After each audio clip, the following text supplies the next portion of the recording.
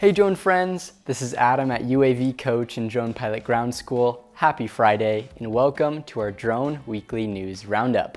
I have 3 stories to share with you this week. Our first story will cover UK police using a drone to patrol beaches and stop sexual assaults. Our next story dives into drone first responder programs and everything you need to know about the field. Finally, we'll show you a drone video of a humpback whale surfacing right next to a kayaker. Also, here are some job listings in the drone industry this week for anyone interested.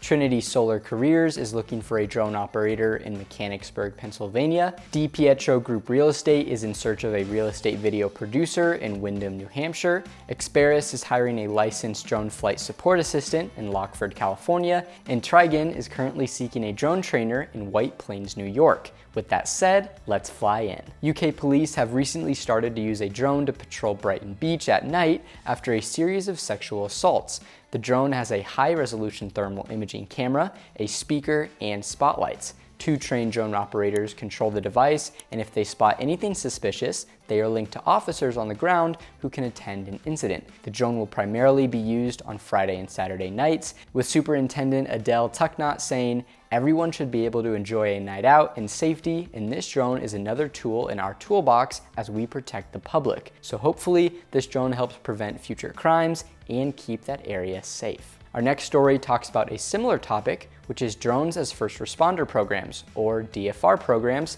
and how they are helping keep people safe as well. In a DFR program, a drone is deployed immediately to the scene of a 911 call, arriving early to provide aerial intelligence while officers travel to the scene. This early intel can help officers track fleeing suspects, avoid an ambush, or even determine if they don't need to go. For the drones to be deployed immediately, they have to be placed at strategic locations throughout a city.